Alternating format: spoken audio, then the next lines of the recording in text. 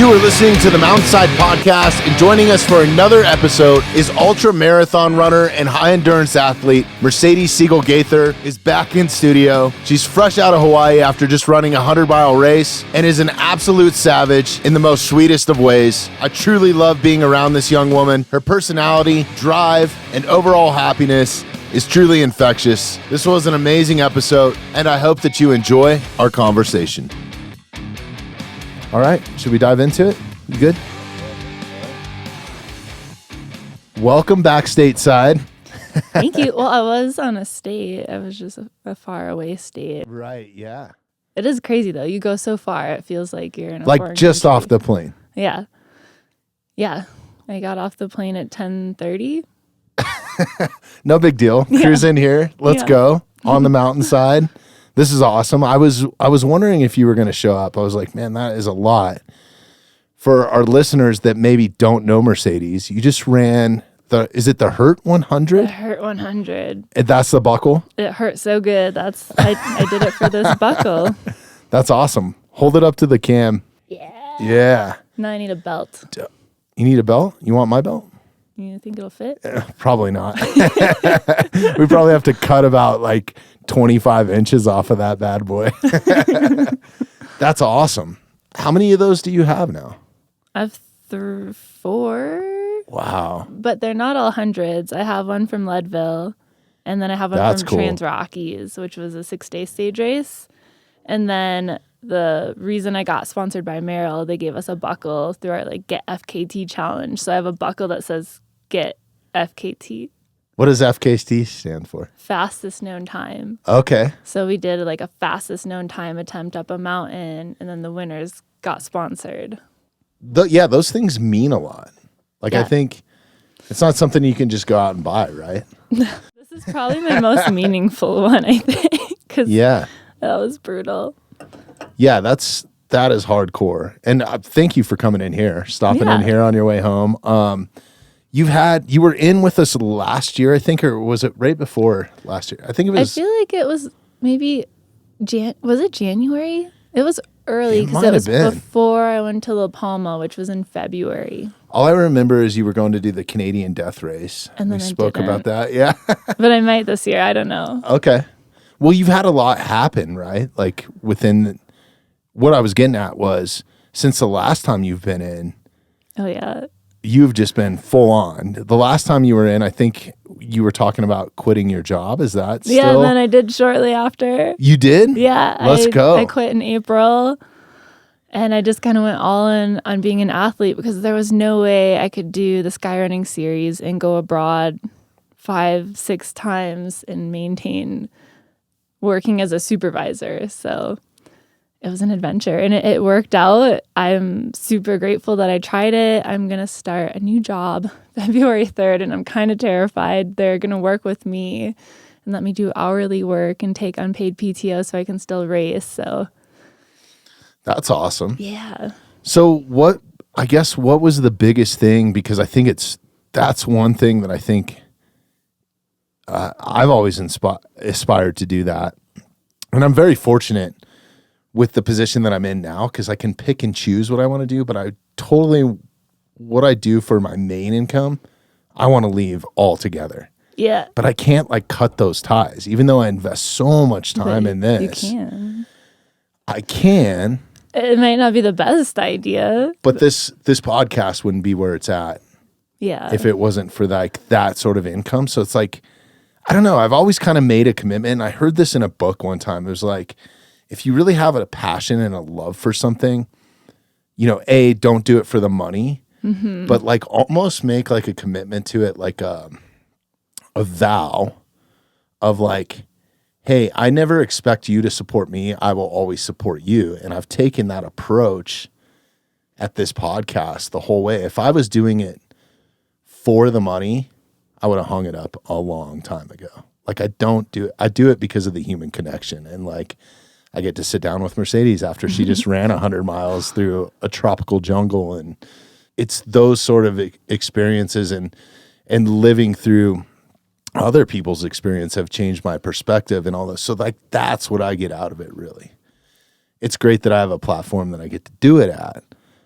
But I think like making that initial leap just to like completely burn the boats. Yeah. Like, how scary was that? Follow the passions. It was terrifying. But I was just like, I want to try it. I don't know if I'll ever have this opportunity again. So Right. I went for it and it worked out. I lived out of my car for 6 months and I had a blast. Really? It was so fun. Like homeless? No. Okay. My home was my car. Okay, yeah. There you go. But it is crazy. Like, it's pretty easy. There's so much dispersed camping in Colorado, but I will admit, like, it's free, but everyone's doing it. So sometimes it's hard to find a place. And I spent some time in California and you're paying to camp. It's expensive. It's like the same price as rent. If you add it up, like $27 a night for a campsite, it adds up quick. So Colorado's a good place to do it. And I was traveling so much for races that I also, it seems silly to pay for rent. Like, I was just in Hawaii for 2 weeks and I'm still paying for rent back home. And so I kind of got in that mindset, and Yeah. like all that money that goes to rent or mortgage was just like going towards actually Car getting insurance, to live. like all that sort of stuff. Yeah. Well, in my past career of rock and roll touring, like I would be gone like 200 days out of the year Oh my and paying gosh. rent on a place just so I had a place to like store my crash. stuff and like actually have a home. And I was making enough money that it made sense. But in hindsight, it's like, fuck, was that really worth that little bit of luxury? Like I could have Yeah. saved so much more money, right? That was my thought, was like I could splurge on an Airbnb once in a while, but the price of Airbnbs has skyrocketed and that's not necessarily the case anymore. Yeah. But Yeah, no, that's wild. So I guess your career too was a passion of yours too, right? Like biology and forestry and stuff. Like yeah. not many people get into that sort of career without it being a passion, right? Or Right, because it's not lucrative. Like, you're not doing it for the money. yeah. That's for sure. Yeah. So are you with this new job, are you going back into forestry Yeah. of some sort? Oh, that's Yeah. cool. So I got a job. I had applied last April, and it kind of like I decided I didn't want that position yet, and I wanted to just go all out and running. And so then this fall, they asked me, they're like, oh, we're going to refly this position. Are you still interested? I was like, okay. Like, I don't know what's happening with Merrill. I'm not working. I'm going to have taxes to pay soon. And so I did the interview, and then in between interviews, I had gotten my Merrill contract for the next 2 years signed off on. 2 years? Let's 2 go. more years. So I never saw that badass. coming. I'm so excited. And so I was super honest with them, and we're going to try it. We're going to see what happens. They're going to let me work hourly. It's with the National Forest Foundation, so I get to be with forestry again. That's super rad. Yeah.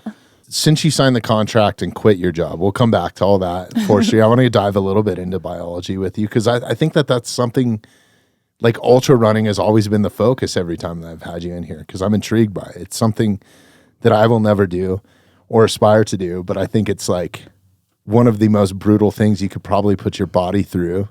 I think, yeah, it's up there. So when you made that commitment to burn the boats, quit the job last year, and just focus on running, how much did that change you performance-wise? There's like a weird stress behind it almost when you quit your job, because there's so many amazing athletes that are working 40, 50, 60 hours a week. They're ER doctors or lawyers. And so you feel obligated, like I should be doing 2 days. I need to be going to the gym. Why didn't I do mobility? And I feel like it is a huge impact on your mental health. And so just trying to learn to be okay with like, I did this much today or this much. And like, I dropped my coach and was just kind of doing what sounded fun for a while, because I think towards the beginning of the year, I was kind of getting overtrained and I was just maybe not in the right headspace. And I wanted to just start running again because I love running. And I think it worked out. Like, I had a ton of fun training in 14ers, walk jogging, and just kind of getting back to nature, as cheesy as it sounds. That's probably the coolest part of your training, right? Is the time that you get to spend outside and like, Yeah. you can't just go run on a treadmill for what you're training for, right? I think that would treadmill workouts are good, speed training, which I haven't been doing a ton of, but it has its place. Maybe I should incorporate a little bit more, but I like those, I think it's an assault runner. It's like Oh my the gosh. self-propelled treadmills. yeah. I really like those. I tested Like, I one can't out even that's get- like I don't know really? if it's not the self-propelled one, but they have one that's similar. I feel like it was an assault or something, but they go up to 30% grade. Oh my gosh. It was cool. Yeah, that's wild. You're not running at 30% grade No. anymore.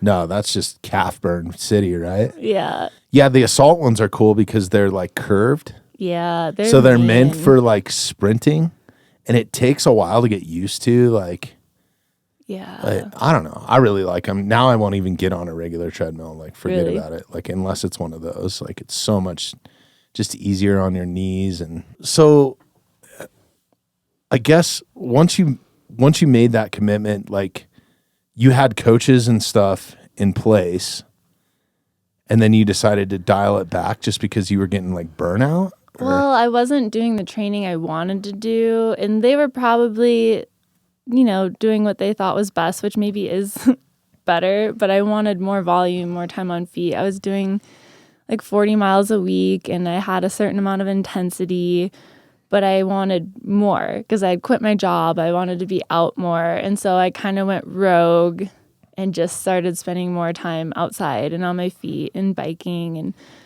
I wanted more mileage. More what time. was their concept on limiting your miles and stuff? Just recovery time or something? Or I'm not sure. My first coach was just building intensity, and so you don't want to build intensity and volume at the same time. But I just felt stagnant, and like I was kind of getting overtrained because everything was so intense, and it was hard to be like, okay, well, if I'm doing a hard effort, I think I was just constantly going too hard because it wasn't like a percentage or a rate of perceived effort. It was just easy, medium, or hard. And so in my mind, I just was going too hard. And then my other coach was kind of having me do a lot of skyrunning training. So there were a lot of like 2-hour hikes, and my longest long run was like 3 hours. And I didn't feel confident going into the race because my 2 sky races took 7 hours. And so I wanted more confidence knowing like I could run that distance or that much time on feet. And so I think what I started doing was just longer efforts, and it gave me a confidence. Like, it might have not been the scientific reasoning for doing the training, but I think mentally it helped me a lot. how much of an ultra is mental?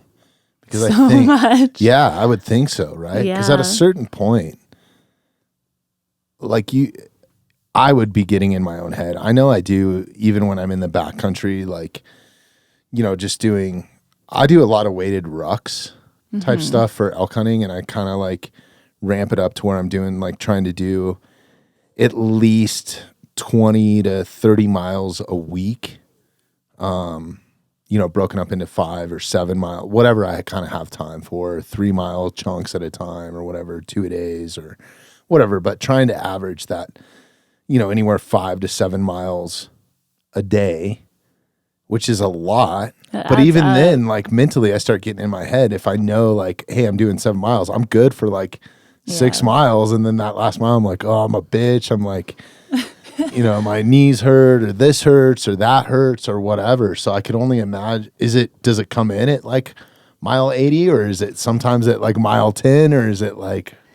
It depends. Like, I think just having a positive attitude is the most important thing, because it's easy to let the negative thoughts creep in. Like, I don't belong here. Like, these people are so much faster than me. And so I think my first step has just been keeping that positive mentality. Like, I do belong here. Like, I put in the training. I want to do this. Like, I think this is fun, and not be negative, honestly. And I did notice it's hard when like your stomach starts hurting, because you can run through that. So it's like mental and physical at the same time. So that was something I battled with. I probably did. So HURT is 5 20-mile loops. And I pretty much had an entire loop, the 4th one. So like mile, what is that? 60. I couldn't eat from 60 to 80. I think I had too much sugar, not enough real food, too much caffeine and electrolytes, not enough water. So my stomach just started hurting, and like bad digestion things started happening. And then you just get in your head, and going 20 miles after 60 miles without eating. There's a video of me eating banana pancakes eventually, and I just look gone. And then you see my finish line photo after I had eaten the last loop, and I'm just like a completely different person. And like it is physical, but a lot of that is mental as well. You're just like, I want to lay down, I want to go to bed, I want to throw up. So in the hurt, how long, like, to do a 20-mile loop 5 times, right? For 100 miles? Like, what were you looking at? I was like, I just want to finish. I don't want to put a time pressure or place podium finish on myself. I don't want that stress. And so I was like, I don't know. My crew chief said maybe 5-6 hours. I was like, maybe 6. She said, you're probably going to do 5 hours for each loop. And then my first loop was 4:35. Nice. And yeah, it was like one of the faster loops out of the last 25 years that this course has happened for women. And I was running with second and third place, who were last year's first and third place finishers. And I'm like, oh no, what am I doing? I should be going slower. And then the next loop I ran with the woman who had won last year. And we probably ran like 30 some miles together. And it just felt like a comfortable pace. And so I think the second lap was a little over 5 hours. Third lap is eventually when things started going south towards the end. So I think that was maybe a 6-hour loop. So loop 4 and 5 were death marches. And they were like, God. I don't know, like 8.5 hours each. And so I think maybe if I slowed down a little bit more in the beginning, had real food, more water with my electrolytes, that it would have saved some time in the end. So clock to clock, what are you like? What is that? Like 20? 32, 45. Hours? Wow. Sounds a long time to be out there. That's a freaking ton of time. Like how much break time are you giving yourself, like in between? We were doing like 2 minutes at aid stations for the first 3 laps, but it slowly deteriorated. You are a savage. I said this in the intro, like you're a savage, and I mean that in the best of ways. Like you're a sweetheart savage, like straight up. Like that's fun. I don't think there's no way mentally I could go through that. Well, it didn't way. last. My loop 4, I have this like super sweet pacer that flew out, Benjamin Townsend, who's only 21 years old, and he's never crewed or paced before. And he did amazing. Like that poor guy, like his longest run is 4 hours, and he was out there for like at least 8 hours with me and just doubled his longest run. Granted, a lot of it was hiking, but he had to deal with me just not being able to eat. And so the first aid station we hit together, I looked at him and he knew I wanted to drop, and he just wouldn't entertain the idea, just kind of ignored my face of like, yeah, I can't keep going. And so it's like, okay, I'll take these snacks. You ever take it out on your pacer? You get mean or nasty with them? I don't think so. Yeah. So this was hard. I feel like I learned a little bit about myself as well. So the next aid station, I started going hypoglycemic. Like I was sitting there because I hadn't eaten for 14 miles and everything started going black. And it's that feeling when like you're about to pass out. So I had to lay down in the med tent. They gave me 3 minutes and I started drinking more of my precision drink mix. I got it down without throwing it up. And it was scary because I was like, I'm hypoglycemic. How do I go back into this gnarly course and like put myself at risk? But he was just like, sip your gel just here and there, like every 5 minutes, so patient with me. And he got me through that loop. And I think I realized that like there are some people that maybe get hangry, but I'm just so grateful that these people are out here making sure that I don't fall off this cliff. And I think I just get quiet and like I feel like I'm being mean and angry, but I'm just quiet. And I'm like, I can't imagine you mean or angry. Oh man, I want to see that side of you sometime. I hope. Just not at me. Yeah. That's crazy. Yeah. What is the terrain like there? Because I think it's not like you're running on a flat track. No, there's no flat. It's the shirt. It's on my. You can see the profile on the back of my shirt. Oh, that's the vert? Yeah. Whoa. Yeah. Yeah, that's wild. You're constantly going up or down, and it's steep. It's like each climb's like 1,500 feet in like 3 to 5 miles. And you're either going up or you're going down. At what point do your legs start to fatigue on the down? Because like that's probably where a lot of people are making up time, right? I think I made time on the ups, and normal people make time on the downs.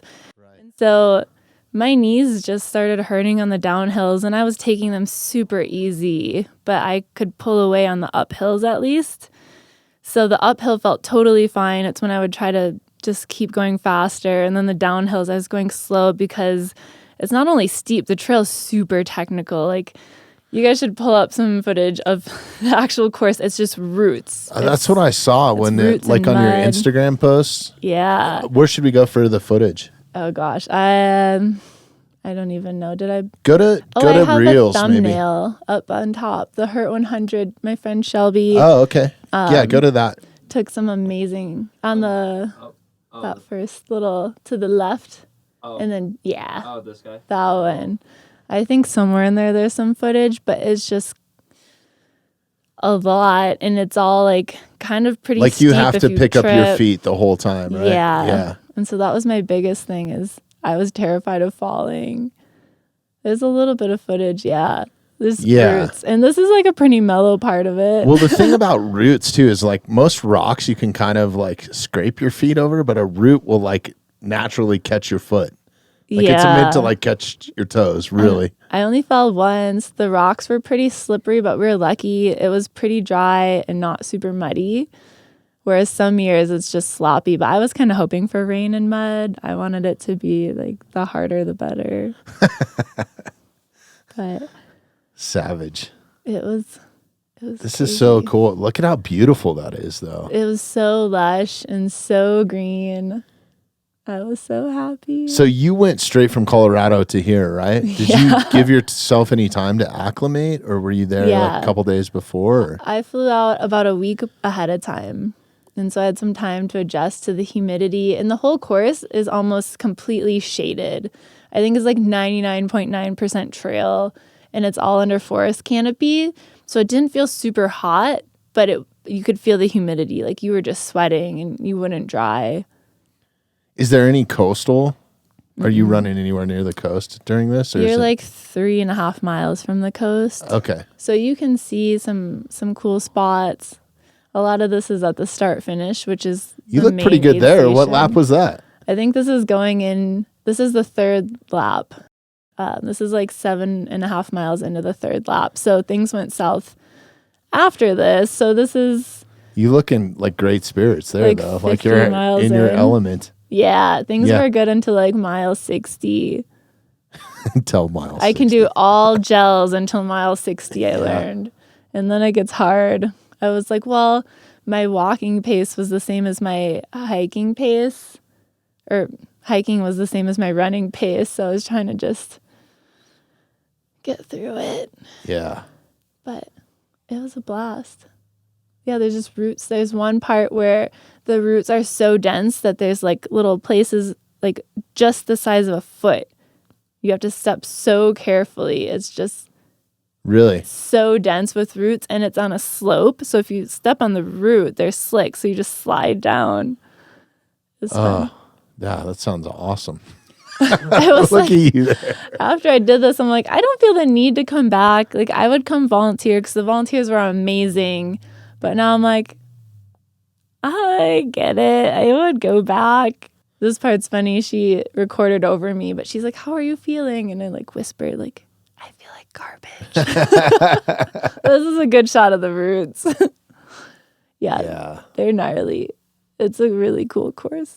Do you carry those trek poles with you? Or I saved them for the last loop, and I thought I would have wanted them more, but I really didn't. So yeah, that's you have to focus a lot. So on is this your team here? Yeah, that's my crew. Okay, badass. Yeah, I'm so lucky that so many people came out. I had 2 people from Salida, Gina and Josh. It was their anniversary, so like, oh, Hawaii trip. They're gonna spend another few days there, and then Shelby came out, And then Benjamin Townsend from the Springs, and his sister's going to college there, and she's actually moving back today. So I had both of them to help crew. And then I'm going to return the favor for Shelby. She's doing Cocodona in May, the 250-mile race. So I'm going to crew and pace her for that. Where's that at? It's like around Phoenix to Flagstaff. Wow. Yeah. 250 miles? Yeah, Courtney's doing it this year too. So Really? yeah. That's crazy. Have you run with Courtney at all, or had a chance to? I've never done any races that she's done, but there's she's so been many out. that she lives in Colorado, right? Yeah, she's up in Leadville. Okay. And she's kind of like the GOAT, the Tom Brady or LeBron James of ultras, right? Like, yeah, she's a for legend. women. It's amazing. I don't know how she does it. Yeah, she is next level. I think, didn't she almost die? Like, she got like seriously sick, I think 2 years ago, like on a trail. Like, I don't know. She's done races where she's lost her vision. That's not funny. And That's she's crazy. still finished somehow, like could barely see. Really? But Have you ever had that happen to you, or like anything? not really. Like, what's the worst thing that's... Like on this course, I feel like it kind of felt like things were moving, which on a really technical steep course was kind of spooky, but I don't know. I was expecting it to get worse. I mean, Hawaii's pretty... There's not a whole lot of poisonous stuff there. No, there are like no that. snakes. Right? It was really nice. Yeah, it's like this really... You know what's crazy is, like, I've been around the world. I've been to every continent. I've been to every state in the U.S., including Alaska. I've been all over South America. I've never been to Hawaii. Like, Really? any time that I was scheduled to go there, like, a trip would get canceled, or the band I was working for, they would cancel the trip, or the show would get canceled. And I've always like, oh, I'm going to go someday, but I'm like kind of scared to go. Like, maybe it's a final destination. I mean, this was my first time. It was amazing. It was hard because there are so many different islands and different things to see, and I was trying to just stay off my feet and save my energy for the race. So I was just kind of stuck not getting to go see all the cool trails and all the other beaches and the other islands, because Kauai and Maui look amazing. And I was just kind of in Waikiki just waiting patiently, which is like in Honolulu, very city touristy, kind of feels like Vail. And that I just wanted to be in the woods and not surrounded by all these people buying things all the time. But did you get some beach time in? I did. I got real tan real fast. Nice. Probably won't last. One of these days I'll make it there. Yeah, they have, what is it? The access deer? Yeah, have you ever eaten access deer? I haven't. Aren't It's they just in incredible. Maui? Well, they're an Indian animal, I believe. And I don't know how they ended up in Hawaii. They're an invasive species.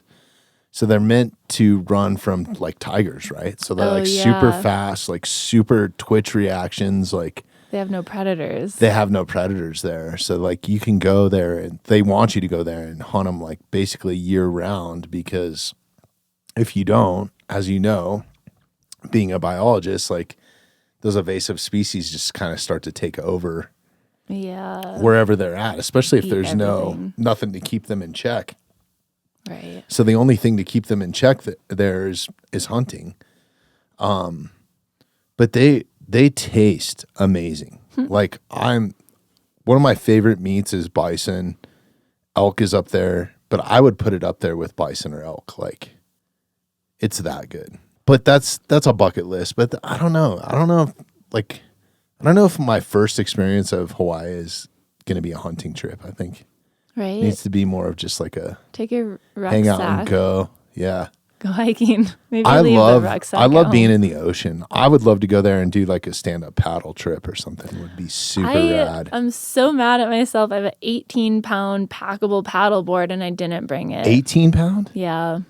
There's a That's place in Salida crazy. called Badfish that makes them. Yes, they're And I awesome. didn't bring it, and I would have done it so much, and it would have been a great, like, easy Because I chill have some activity. packable ones, but they're like 50 pounds almost. Yeah, they make lightweight ones now. They do? Yeah, That is awesome. I'm going to check that out. yeah. And the Badfishes are badass boards too. They're meant for like white water stuff, right? Or is it? They have some that are. Yeah, Mine are more. those are probably a like, little more heavy.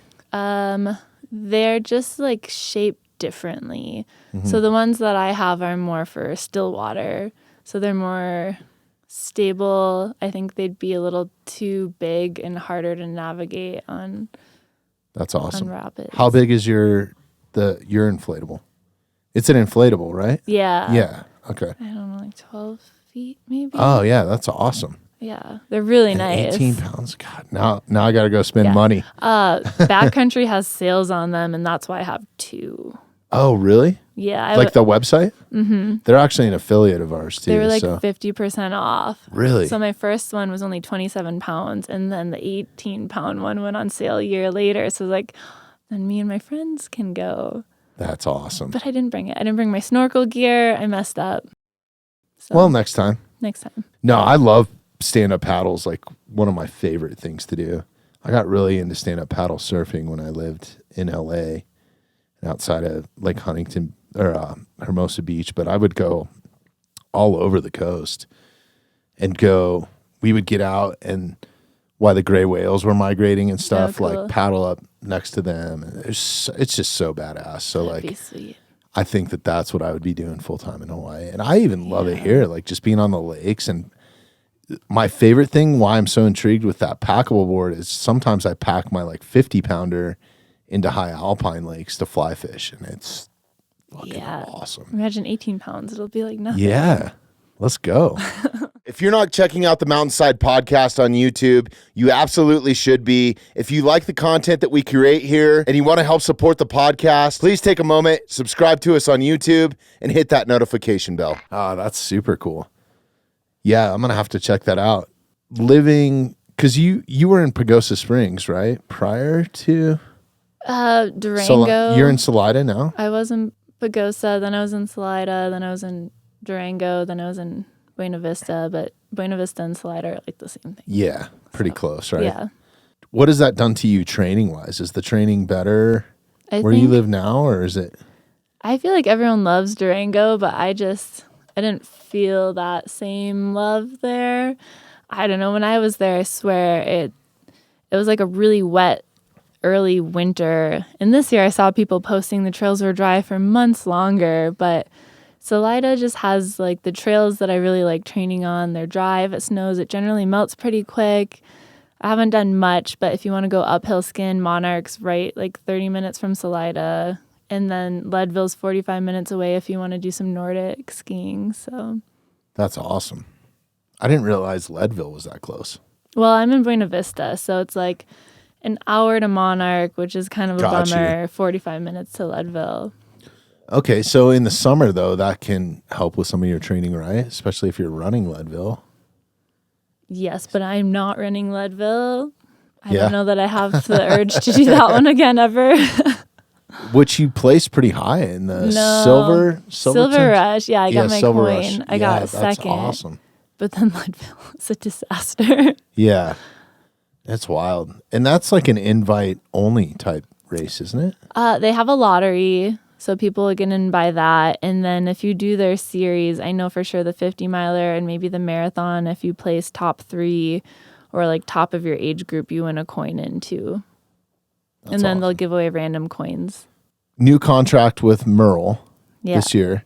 The shoes that you guys sent me, shout out. Did you love them? I'm still wearing them. Did you get the long sky? I don't know what you sent me. I think so. I think so too. Yeah. They're super light. Mm-hmm. I wore them on the trail all summer. I haven't been wearing them that much this winter just because I'm not doing as much trails, but they're like my trail shoes. So yeah, they're awesome. Sweet. They're have super such good rad. grip. They weigh nothing. Yeah, I will definitely be buying another pair of those for sure. Nice. And thank you for hooking that up. That was awesome. It was super nice of them too. And like, so shout out to them. I trained in them all summer. Oh, sweet. Yeah. We'll be happy to hear that. Yeah, no, it was awesome. What does it look like transitioning from where you were before? I guess, were you running pro races prior to a year ago, or like were you considered a pro, or like running's kind of the running world's it's weird. strange, I feel right? like pro means like professional, like you're getting paid to do it, and then you have elites. And I was trying to run with the elites, and I was doing all these races, and they're so competitive. And I did end up like doing well at Silver Rush and the Broken Arrow Triple Crown before I was sponsored by Merrill. I got on the podiums, and then I qualified for the Golden Trail national team and got to compete at their finale in Madeira. So I was doing some of the higher profile races. It's just everyone's so fast and everyone's just getting faster. It's amazing.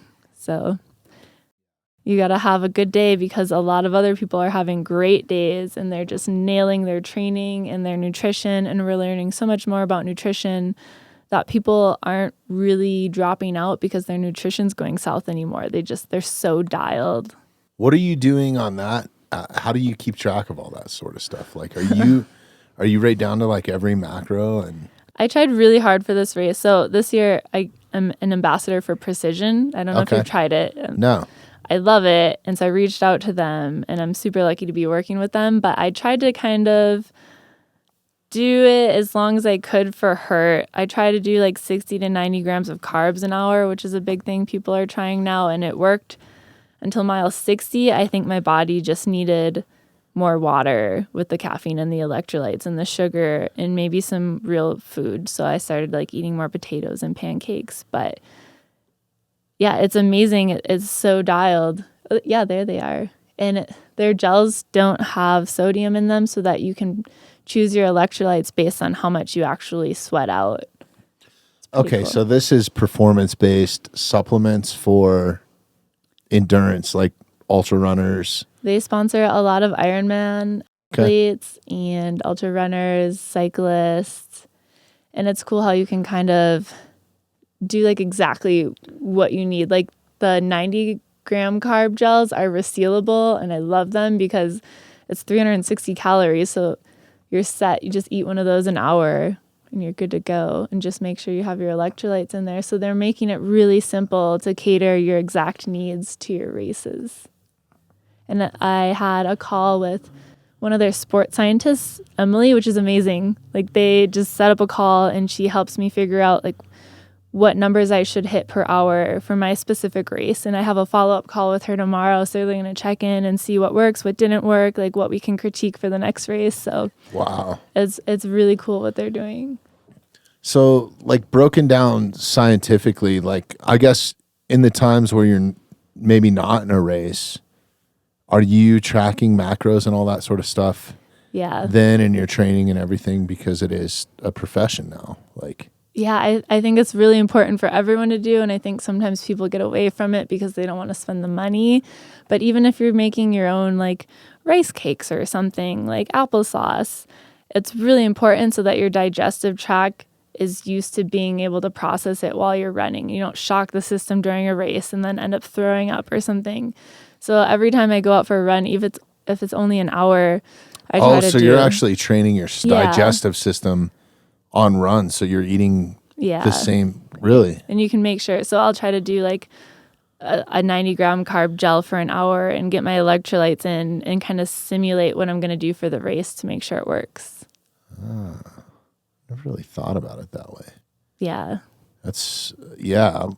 Man, I should start doing that for elk hunting week. Like, eat MREs for.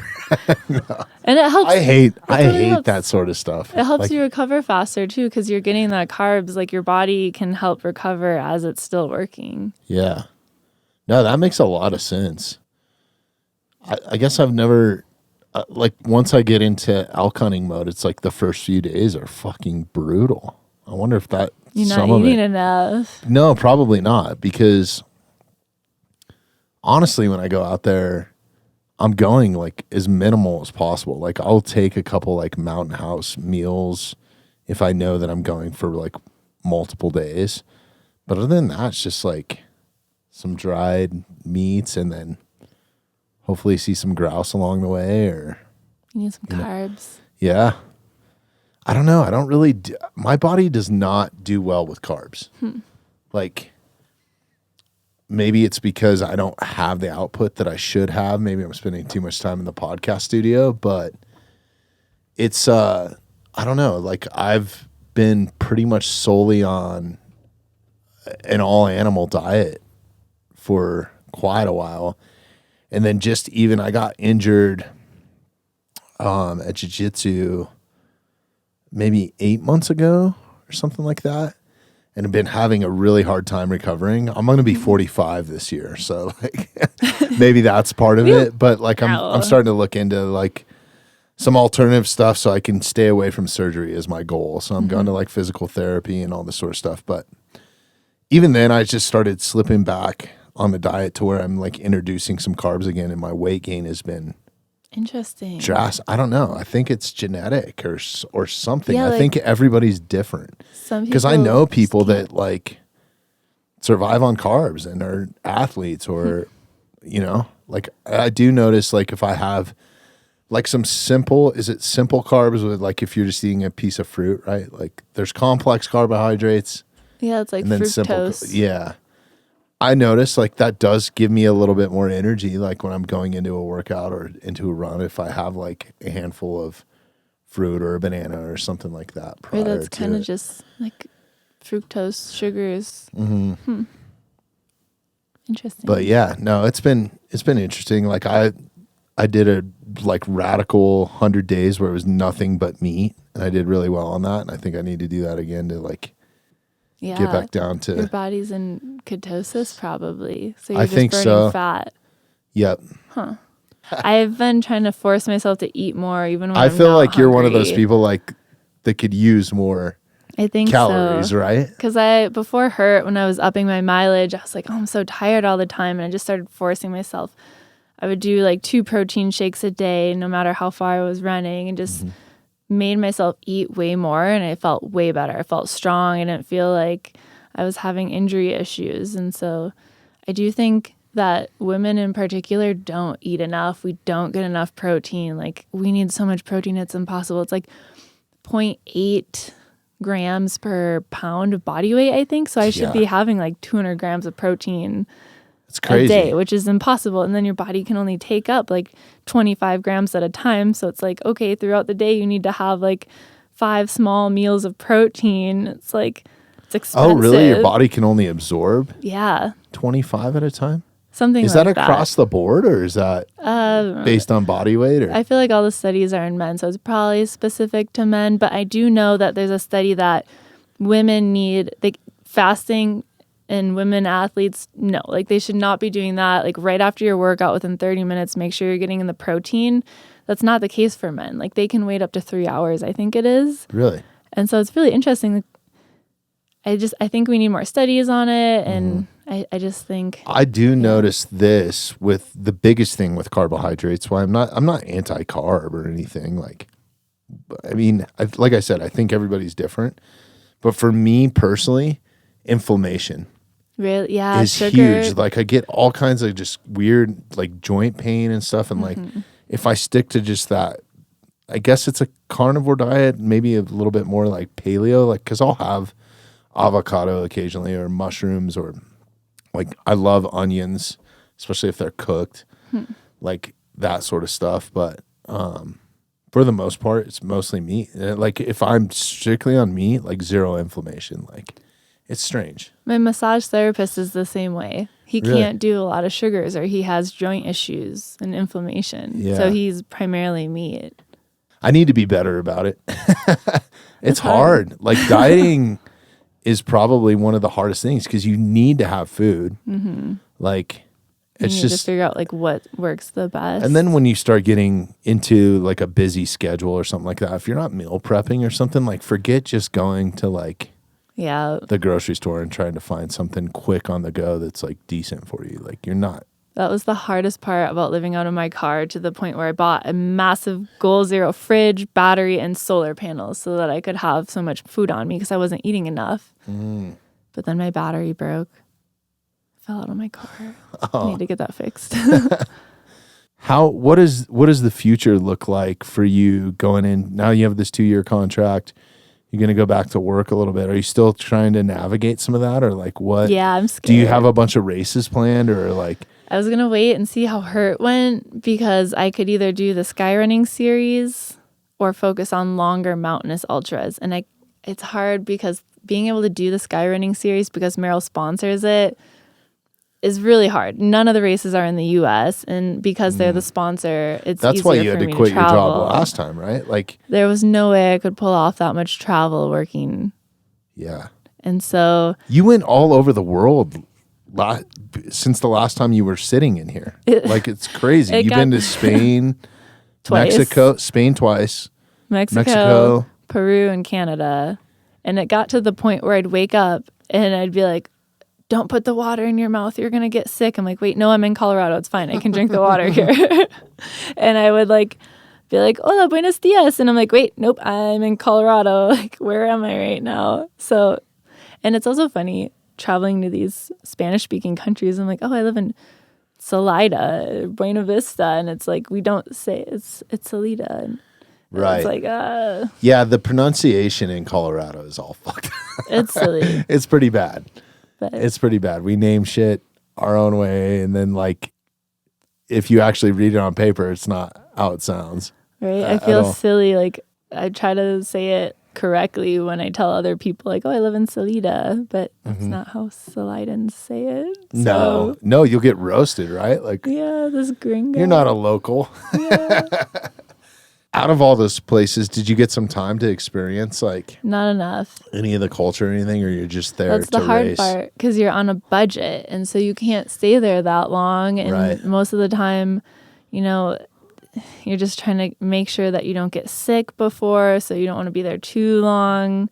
Like not being able to drink the water in Mexico was really hard, in Peru, and I got the most sick I've ever been in Peru. Like I didn't think I was going to make it back to the States. I was just so sad. I think I got norovirus. I'm not sure from what. Really? Morning of the race, like 2 a.m. I was like, oh no.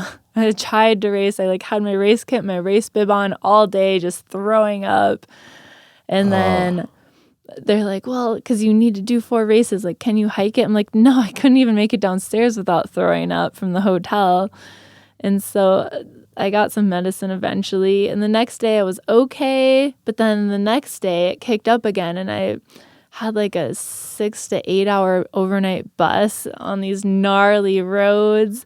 And then once we got to Lima, I started throwing up again. It's crazy because that morning I did a surf lesson and it was so fun. But then that night, In Lima? yeah, Lima's awesome, isn't it? until I got really sick again, I was like Yeah. throwing up at a random hostel. It was really bad. I didn't think I was going to make it home. That's horrible. So that makes What is travel a lot harder. norovirus? It's just like food poisoning, like drinking the Okay. water, like, We take a lot for granted here. yeah. A Like I ton. think living there, your stomach gets used to those bacteria and it's not an issue, but my Well, stomach, the Peruvians eat a lot of like ceviches and like raw fish, like I did type eat stuff. that. Yeah. Yeah, maybe I shouldn't eat that. Yeah. You have to, it's crazy. And it even, like, there's no avoiding the water. Right? Like, you're still brushing your teeth. Like, you can do it with bottled water or whatever, but, Tried that. I tried and then everything. if you're eating anything, it's washed in A it normally. Yeah. It was really hard. Yeah.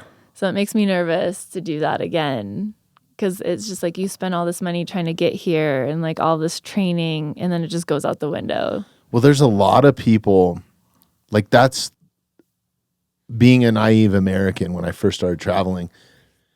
We're one of the only countries that has like ice on hand because ice breeds bacteria, basically. It basically Yeah. keeps it in all your drinks and all that sort of stuff. So, like, if you take a Coke, you know, even if it's coming out of a glass bottle and poured over ice, like, that's just like a very American thing. And a lot of other countries don't do it is because it keeps all those bacterias Yeah. in their best form and That nice and was- cold, right? Like, That's one of the things they said in like Mexico and Peru. Like, don't drink that. Don't drink it if there's ice in it. And it comes with ice and you're like, I'm so thirsty. yeah, it's we take a lot for granted here. Especially once you start getting into like some of the favela areas and stuff like that, and just like we're so lucky. Like, even the homeless here are lucky, you know, in a sense. Like, they do have a place that they can go. They do have clean water typically, you know. So Yeah, we do have a lot of centers. And I know Colorado Springs was working on like a place so they could shower. It's kind of convenient. I Yeah. know that's not offered everywhere. I think we're super fortunate because like you get into like Brazil and like even in Peru, like some of those spots, like the favelas are just like they're built on the side of these hills and they're just like made out of like plywood and they have like water tanks on the top. Like some of them have water and that's considered like pretty decent living there. Like, so yeah, we have access to so much like medical attention, all kinds of stuff that we just take for granted. I was definitely nervous in Peru and Mexico. I'm like, I don't want to sprain my ankle like I did in Spain and end up in who knows what kind of medical facility. I'm sure that the races generally have something established, but it's scary thinking about that. In Spain, you ended up in the hospital or what? I sprained my ankle and I kept running a couple miles on it. And then the race had free x-rays if I went to the ER. They had insurance. So I did it. I'm like, I know it's not broken, but I might as well. And that was an ordeal. They just were like, oh, it's fine. And they like didn't let me look at the x-ray. I'm like, is it fine? Okay. So fine by their standards, right? Yeah. But I think I sat there for 3 hours. They had me in a wheelchair. I felt so silly. No one spoke English. My phone died. So crazy. Yeah. So going into this upcoming year and this new contract, what do you kind of have picked out or envisioned for? Yeah, I just got the email, I think yesterday, that I can do the sky running series. I'm hesitant because it is so much travel and I live in such a beautiful place. Like it's hard not to just want to train and run here instead of over racing. But I'm also signed up for Tarawera 100K, which is February 15th in New Zealand, which is probably too soon. Like if I actually want to do well at it, I should. New Zealand's fucking awesome. I know, that's the hard part. And my buddy Zach Friedley's going to be there. Nice. So I'm like, oh. And I have a teammate, Corey's racing. So it would be fun to go, but it's a lot starting a new job. I just raced. So I should probably not do that. And I also signed up for Gorge Waterfall 100K in April. So I'm debating. I really want to do 50 to 100 mile races that are really mountainous. I think that's kind of the niche that I want to chase this year. I think the last time you were in, you had a bunch of races picked out, right? And like the Sky Series was one of them. Mm-hmm. And which is a series of how many races? Oh, they probably have like 20 some races. Yeah. And most of them, it's very European focused. So if you're a European athlete, it's easy to like go to France or Spain and do all the races versus. Is Merle a European company or are they? I mean, they're in the US. They're just well known in Europe and not as well established here. And so for a US athlete to compete in this series, like Morgan is my teammate, Morgan Elliott, and he's going to chase this series, but it's so hard because they're all abroad. The closest races are Mexico and Canada. And so for us to Why don't they do one in the U.S.? It was cool to see you there repping the U.S., like running with the American flag and stuff like that was super rad, I thought. So that was slightly different. It was skyrunning. It was the Skyrunning World Championships. Okay. Not to be confused with the Skyrunning World Series races. So this year we put together a team for the U.S. So I got chosen to do the 70K, and that was a blast. That was one of the coolest things I've gotten to do and wear a U.S. jersey. And super rad. Yeah. It was like an Olympic type moment. I was so happy. And that race was so hard. It was like there were no trails, and then they're like, oh, we're going to do a trail race here. And it's like, oh, no, don't go on the road. Go through the woods over there where there's no trail. Like you're running on cow paths. Wow. It was gnarly. My ankles survived. I think I had like 4 or 5 strands of leukotape on them. So they were just like casted, so I couldn't roll them. Yeah, that doesn't seem normal, right? For what you're used to. At least there's like some sort of established trail normally involved, right? In a lot of what you do? I think in the U.S. I think Europe, it's like they don't do switchbacks. They just go straight up.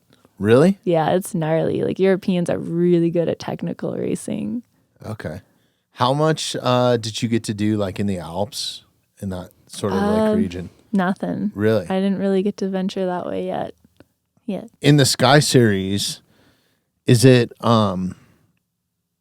it based on points and how many races you show up to like qualify for certain things? And is it? So they have a youth series if you're under 23, which Rio and Benjamin, who paced me, are going to do that. But for the rest of us that are older than 23, you have to do 4 races. You can do 5 this year, and they'll take your top 4 points. So the more you do, the better. But it's like, so you pick 4 out of how many? 20 10 something. Oh, really? And then you have to get at least 1 race in the top 20. And then you qualify for their finale, which I think is in Spain again this year. So not cheap if you are an American. Right. It's hard. Yeah. How does that work? I mean, are your sponsors picking up, or is that a lot of that on your own dime? I think for most people, it's out of their pocket. Wow. Because I'm with Meryl, like I've been really lucky. So they've helped a ton with travel. But if you don't have that travel budget, like I can't imagine. It's so expensive now. Yeah. And to bring it back to your point of traveling, like speaking from a guy that's done it a lot, like that's one reason why I don't want to go out and do these shows. And I specifically only do shows in the US. I've turned down so many shows abroad. It's just the time that you spend on planes and in airports. And that really messes up your training regimen like no tomorrow, man. Like it's insane. And just trying to eat right too even is really hard. It's super hard. Like that's the biggest thing I think about being on the road or in a different place, or like you almost have to like plan. Like you have to like prep meals and bring everything. sandwiches. Yeah. And luckily like they'll let you through security with, I brought in like frozen bison through security before. They're like, what is this? Once I explained it to them, I'm like, I have some dietary restrictions. If you say that word, dietary restrictions, they're like, okay. I brought squash through. Yeah. Like, let me swipe your squash. Right. Test it for explosive squashes. I mean, the other thing too is like if you get sick, because I made it through Mexico without getting sick, but when I got back, I got so sick. I couldn't eat anything for like 2 weeks. I couldn't keep anything in. So post-race recovery is just out the window. Yeah. So. Yeah, I don't know. When I was touring and stuff, we would be in different countries all the time, and I just kind of stuck to, you just eat like shit. You just eat if you want to stay away from those like viruses or parasites or whatever the hell it is, man. It's brutal on the body. I started like the Pro Bars. If you've ever had them, they sell them at like Natural Grocers. They're 400 calories, so I try to keep those with me all the time. So worst case, I can at least get some like calories. A suitcase full of them. Yeah. Yep. It was pretty funny. One of the divas that I worked for, I can say it. She wouldn't care. But when I was touring with Rihanna, and I was out with her for like almost 2.5 years, I think. Like I'd worked for her multiple years before that, but this one specific tour we were doing a ton in Europe. And she is a Golden Grams fanatic. So literally we brought like Are those road like the cases. Little bears? They're like, it's a cereal. And it's kind of like a little square, and it's like honey and cinnamon flavored or something, but they don't sell them anywhere else but the US. Same with like, I know guys that would bring like cases of Mountain Dew. Oh no. I was like, yeah, because it tastes different. There are better things to drink. Well, they don't sell Mountain Dew in other countries, because I think that's one thing that we're kind of going through right now with this whole, Bobby Jr.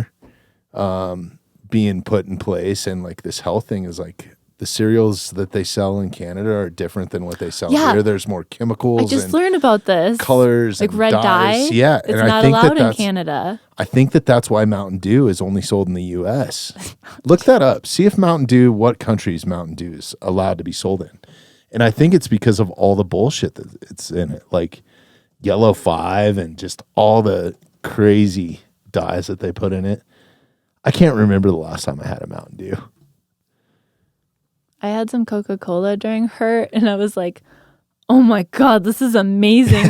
There's a guy next to me, I'm like, have you tried the Coca-Cola? Like, this is so good. I don't know the last time I've ever drank it. Man, a good Coke, like just like a regular Coke, it tastes amazing, man. It's in a lot of countries. Is it? Yeah. Okay.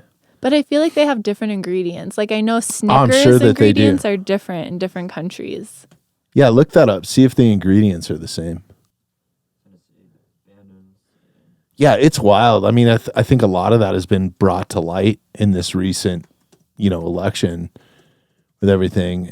There's a really great follow on Instagram too. This, I think she goes by Food Babe, and that's what like her sole purpose is just to like explain all the bullshit that we have in our food in the U.S. comparative to what we have around worldwide. Yeah, it's just the corn syrup. Okay.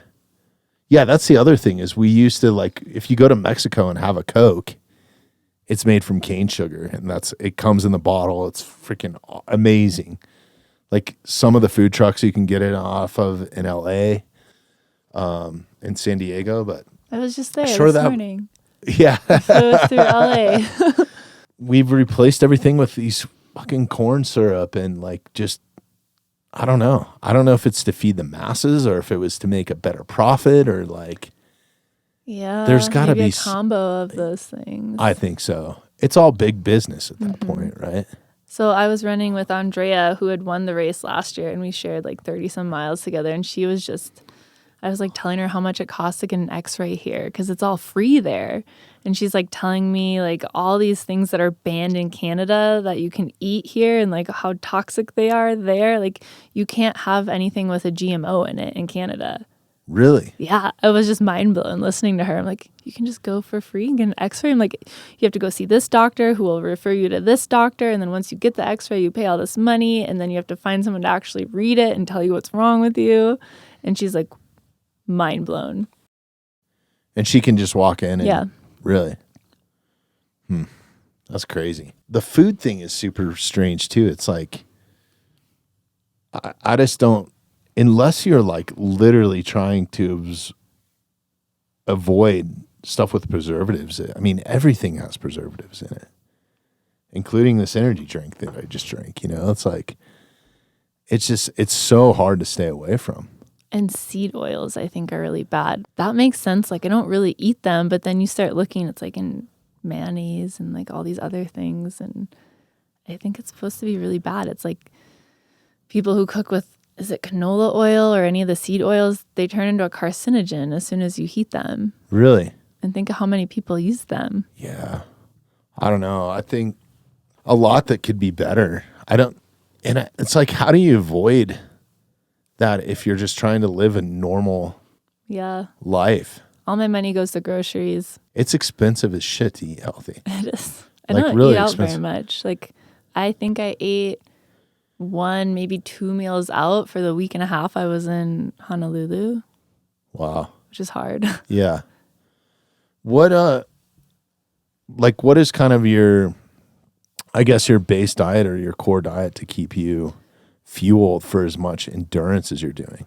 I think I need more carbs, but my favorite avocado toast. I usually do go. sourdough. It's So so good. good. I can So eat it good. every day. You're making me hungry. Or I'll do like granola with cashews and walnuts and Greek yogurt and milk, and then cottage cheese every night. I try to do bone broth super frequently.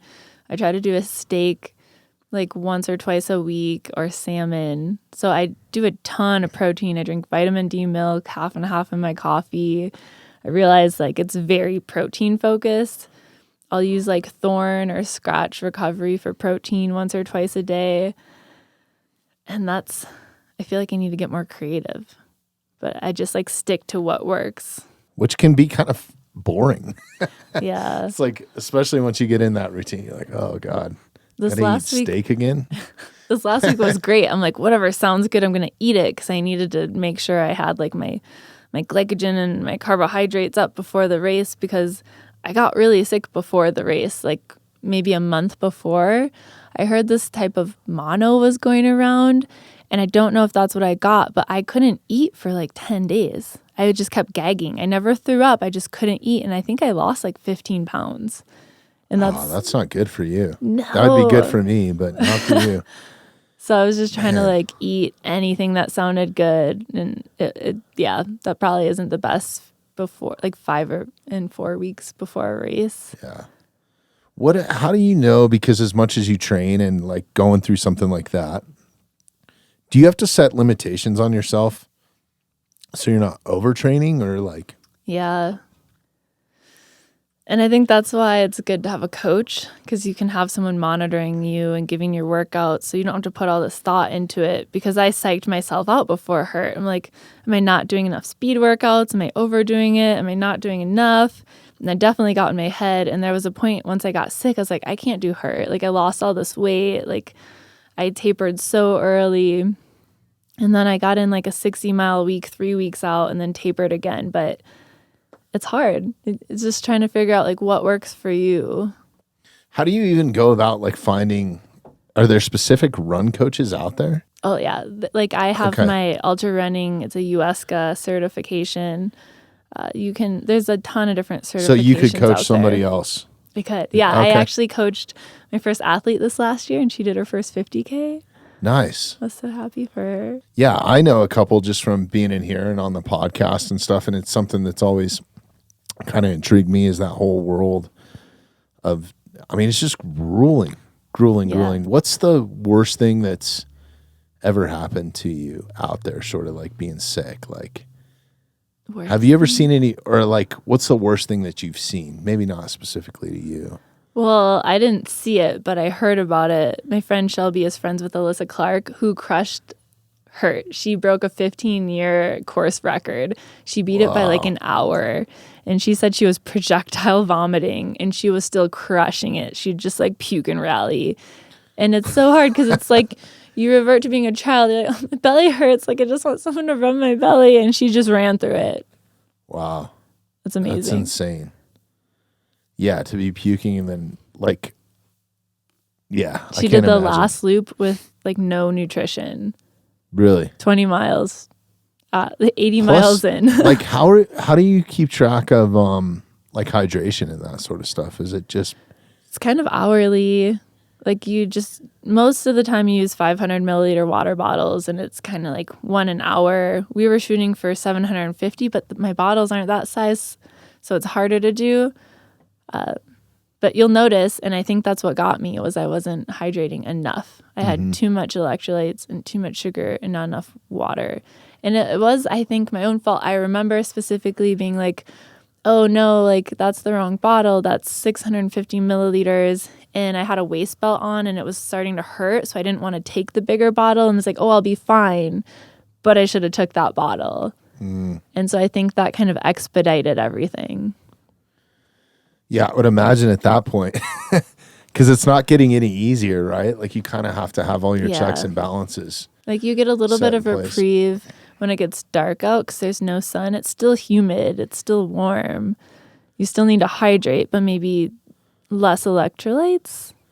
Yeah. So how do you even go about like figuring out the science behind that based on weather? I mean, there's so many different variables, right? Like, yeah, because we're training here in Colorado where it's arid, and right now it's cold, and I'm training for this 80-degree, 90% humidity race. And so you can get a sweat test, and it'll tell you the basics. Like mine was like 660 milligrams per liter. Test. How does that work? They put like a little patch on your skin, and there's like something in it that makes you sweat, and it'll pick up and read the salt in your sweat. And then you're supposed to go do like an hour workout at a certain intensity so that you sweat, and you measure yourself before and after to see how much you're actually sweating per hour. And then you can get like the number, like this is exactly what I need per hour, which I haven't done the weight part because I don't have a scale. That's a bad excuse. And then you can get it dialed, and then just kind of figuring out like what the race conditions are going to be like. Like, how are you planning, like, breaking down for a race? Like, noticed in one of those photos, you had, like, the Theragun, you had, like, a multitude of, like, supplements and just other stuff kind of laid out. Yeah. So I was working with a precision sports scientist, she's like, okay, let's shoot for 90 carbs an hour, 750 milligrams with 750 milliliters electrolytes and water per hour, which my ratio for that was off. And so like it's really cool. If you ever check out their website, you can go see like what Hayden Hawks did for all of his nutrition for Western states. I think did he get second or third? Nice. But they're like doing studies on them to see like what's working for different people. And so it's really cool how dialed the science is getting now. And so I just tried to do like, I made a baggie for each loop with the nutrition and electrolytes. I'm like, okay, give me all of this. Hopefully this is a close time guesstimate of how long it's taking. So I'm looking at it time-wise, nutritionally versus mileage-wise. And then, at some point that might go out the window. And so I had all that stuff laid out for extra stuff. Like I wanted to take a ketone shot every loop to like try to keep my brain clear and like mentally clear, I guess. And then other things like mini bobos in case I wanted that. And that sounded good. Just making sure that I was taking in food and I had all the options. Like one of the loops I sat down, they're theragunning my legs. They changed my socks and my shoes. They're like rubbing cream on my feet. Someone gave me a popsicle. I had cold brew. I was eating potatoes and pancakes. It's like, okay, this is wonderful. I just want to stay and hang out here. But at some point they're like, okay, now take your snacks and go. So at some point, are you like eating on the run? Yeah, on the I trail? had a baggie of banana pancakes that I think brought me back from the dead. I have a video. So good. I think it was loop 5. I'm just sitting in the chair and Shelby's like, what are you eating? And I'm like, I look like death. I'm like, I'm eating banana pancakes. Where's Jack Johnson? Right. Like, that's what I think of every time now that when I hear that. Like, yeah. Yeah, that's a great song. But like I wouldn't have known going into it. Like I want banana pancakes at mile 87. Who's there making banana pancakes, by the way? So they had 3 main aid stations and they were amazing. Like I would love to go back and volunteer for this race. And they're out there for 36 hours. That's the cutoff. And so people are making pancakes, banana pancakes. They had eggs and bacon, which I had eggs. They were so good. And they made these like little potato cheese balls that were so good, but I was scared because I didn't know how my body would take it. And they had like vegan sushi. It was really cool. Wow. Yeah. That is cool. God, I lost my train of thought. I had something I wanted to ask you really bad. It'll come back to me. But what's like the grossest part of all that sort of stuff going down? Like you mentioned, like you had somebody rubbing your feet, like That's change your gross for socks them, for not you. me. Yeah. That feels really good, right? Like you got to have some good friends, right? To be. Yeah, there was some really gross stuff that happened. I don't think I want to talk about it. No, let's not talk about that. My stomach just was not good. I was trying everything so that I could just like keep eating. Yeah, well, I mean, you're putting your body through so much in such a short time period, right? Like, yeah, and you're staying up for like that was me up for over 33 hours. Oh my God. And I woke up at 1 a.m. with cramps before I'm the surprised race. you're sitting here like cognitive talking to I know, me I right am now. too. Like, honestly. This is rad. The world outside of ultra, like, I know that this has been your main focus, but what do you got going on there? I don't think you want to know. Like just hobbies and hobbies? yeah. Do you have any time for that? Or I is like it- the idea of reading. Like, Yeah. I brought this massive book with me and I read a page and a half. I don't know. Like I was at the beach. Why wasn't I reading this book? So I'm trying to get more into reading. What do? I love going to like coffee you need shops. I feel like you need something to like check out of the run Yeah. mode a little bit, right? Because they're so Right. yeah. It's hard. 'Cause It is it's like, hard. well, if you're not running, you should be recovering. So like reading is good for that. But then like you should be doing ankle mobility and kettlebell workouts or other strength training or biking or like now I'm going to have a job. But it has been really nice. Like we have so many awesome women in Salida and Buena Vista that we can train with and run together. So there's like the most amazing community. So at least like, okay, we're going to go for a 10, 20 mile run. You're hanging out with friends. So it's a little bit less isolating. But then it's also hard because you're training for different things. So it's sometimes you have to kind of like sacrifice your training if you want to run with someone. But because we have so many people, that's not always the case. You can always find someone who's like doing the same thing. How much of the training is solo? Like, does that get A lot of it. a lot of it? Yeah. And I was doing some contract work for All Trails for like 6 weeks. And so I would try to do 2-a-days to get my mileage up. So I'd go for a run in the morning, which is by myself, and then in the afternoon. And I would try to do my long runs on weekends with the girls because we have work schedules we have to work around. And 2 days are just nice because it's an easy way to get your volume up. And if you're injury prone, it's a little bit easier for your body to recover. Like there is some science that shows like it's better to go do a 12-mile run than to do 2 6-mile runs. But like it's pretty incremental. So it's not a big difference. So The best part of ultra running for you, what makes you tick? Like what makes you want to go run 100 freaking so miles? cool. Like I teared up so many times. I'm like, I'm in Hawaii. Like, who knows when I would have ever made I think it to it's Hawaii. badass. Like I enjoyed watching your story. I didn't get to go through what you went through, but like it was very cool to watch. It was so cool. I'm like, there are math 2, 4, 5 people that came here to help me do this race, and like hearing Rio telling me that I inspired her, that I was amazing, like that means so much to me. And hearing people tell me that they were watching me in the live stream from like France or Colorado is like, it's just like unreal. It's just this life that I never expected. And then I'm doing these hard things. I'm like, I'm running this super technical, like one of the hardest hundreds out there. Like I am doing it. Like I was picked last in gym class. Like I never expected to be here. And it's just the opportunities, the people I've gotten to meet, the places I've gotten to see, like just being able to check out all the crazy different trees out there. Like, I don't know. It's just every little thing. I'm so appreciative. That's super cool. That's one of the reasons why I love having you in here and just love hanging out with you, because like your outlook is so badass. Like how do you keep the positive I don't know. mindset all the time?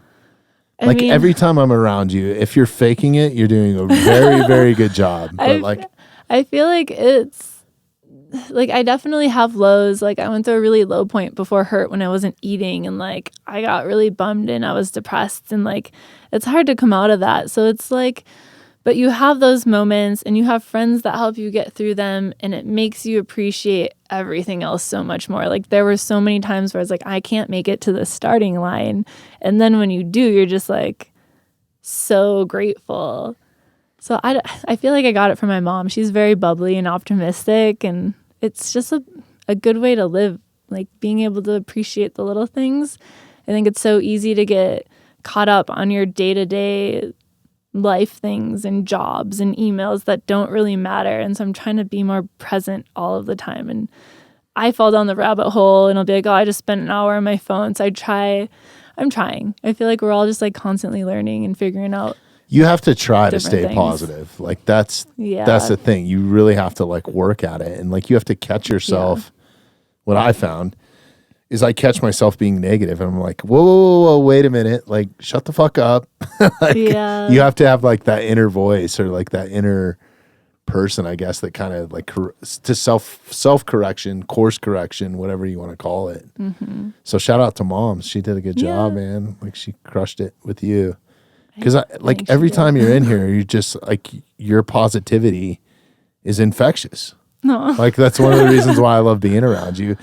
Even after running a 100-mile race and however many flights and a connection flight and straight off a plane, I really appreciate you coming in. We are coming up on time. Is there anything else you want to bring up on here, or any shout outs or anything to anybody before we wrap it up? I just think like my friends have been so solid. Like they flew all the way to Hawaii. Like, oh no, I have to go to Hawaii to help this girl. But I mean, they didn't have to do that. They didn't have to spend money on their own flights and Yeah, some good all friends. these things. And like even my friends who couldn't make it, like my friend Chrissy was there for me when I couldn't eat, like making me force feed me bone broth. Like, and then just Meryl, like my athlete manager, was sending everyone t-shirts and shoes and making sure I had what I need. Like I could not have afforded this trip if I wasn't sponsored. I feel like just so privileged and lucky, and I'm trying to enjoy it and appreciate it. And it's so easy to be like, oh, like I was on pace to run 5 hours faster, but I'm just so happy that I finished and I didn't get caught in my head. Like there were low moments, but I'm just super grateful and I want to just enjoy it. I think it's so easy to do a race and be like, oh, I should have done all these things better. Like that's good to reflect on too, but I think as athletes and just humans in general, we don't take time to stop and enjoy the moment and the things that we have accomplished. So I'm trying to just sit here and do that. Enjoy the victory. Yeah. Enjoy the belt buckle. Like, yeah. I get caught up in that all the time too. It's like, you just get so head down. Like even with this, like sometimes I don't go back until we do that end of the year reel or whatever. I'm like, holy shit, we had some like amazing people and I got to spend some amazing time with some amazing people. So yeah, I don't know. I could be better at that. I think it's hard once you're like, you get those blinders on. Let's go, So, right? It's so easy. Yeah, that's awesome. Well, I really appreciate you taking the time. We'll get you out of here so you can get home and get some actual rest. And then you got to come back again this year or sometime. Whenever you're in this neck of the woods, please hit me up. I know that you have in the past. And you're on the way to the airport. Let's go. Yeah, especially as much as you're going to be traveling this year and stuff. Good luck with everything that's coming up and let us know how we can help. I didn't know there was a live stream. That's pretty cool. I would have went and watched. There was a live stream of the finish. Okay. And then there was live tracking. And I think the tracking might have glitched for a while on first place, she was way ahead of all of us. And it was showing me in first place for a while. I'm like, oh God. Yeah. I was just like running, laughing to myself once I like saw that on the WhatsApp chat. Like, people think I'm running in first. But regardless, like, why am I running in second? Right. That's awesome. Shout out to everybody that helped Mercedes out. It's great having you back in here. And we'll catch you on the next one. Tyler, take us away. Thanks for listening to the Mountainside Podcast. If you haven't had a chance to do this already, please take a moment, follow, like, subscribe, or rate on whatever platform you catch the Mountainside Podcast at. If you'd like some more information on upcoming episodes, safety tips, access to all of our affiliates, and all the badass discounts that we get here at the Mountainside Podcast, check out themountainsidepodcast.com.